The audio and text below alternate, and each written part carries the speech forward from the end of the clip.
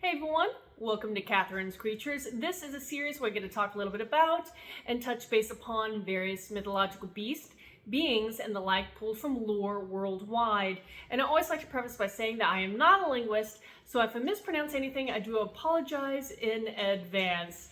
And today I wanted to talk about another creature from Greek mythology. I know we've been kind of covering a lot of Greek creatures and beings recently. We're towards the end of this kind of focus, at least, and then I'll kind of branch off to other things. But right now, back to Greek myth. We're going to talk about the Lamia. And the Lamia is thought to be the sort of child-eating monstrosity from ancient Greece. And over the years, she later on became more associated with some kind of type of nocturnal, night haunting, in a sense, spirit or daemon.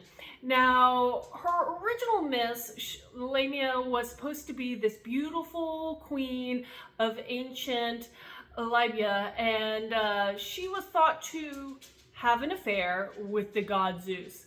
And if you know anything about Greek mythology, particularly Zeus, he wasn't the most faithful of the gods, and so with their coupling, they ended up birthing several different children. Now, of course, as many of these stories go, Zeus's actual wife, the goddess Hera, found out about this affair and became enraged. So much so, depending on the specific myth, she was said to either kidnap the children of the coupling, kill the children of the coupling, or force Lamia to kill them herself. So terrible, whatever the cause. And what happens thereafter is that Lamia is so distraught at losing her children that she is pretty much driven insane, and from there out kind of made this vow and then progresses to try to hunt down and devour other people's children.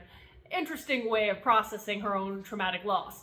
But throughout the years and during this traumatic events, she was thought to somehow, be it just the pain and the agony or some other supernatural aspect, but she is transformed physically into some kind of horrible beast or a monstrous creature. So she even becomes transformed and looks terrifying.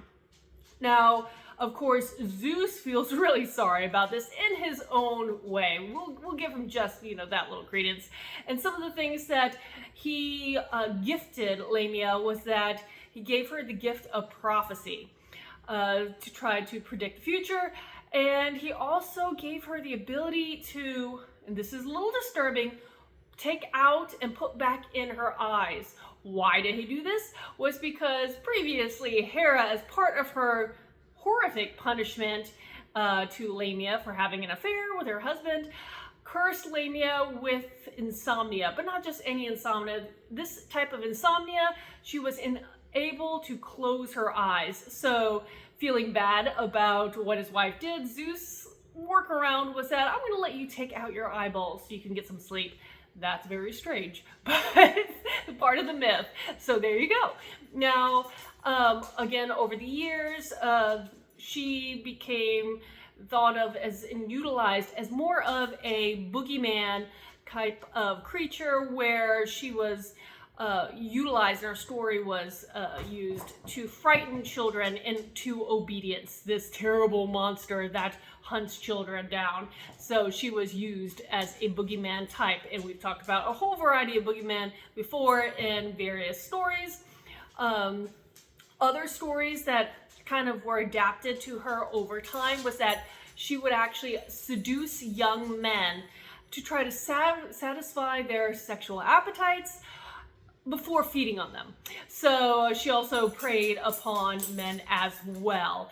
As far as what she looked like as a monster, she's more often than not attributed with some kind of serpentine qualities, though I couldn't really find any true hardcore sources of what exactly that meant, being this kind of part human, part serpent-like monster.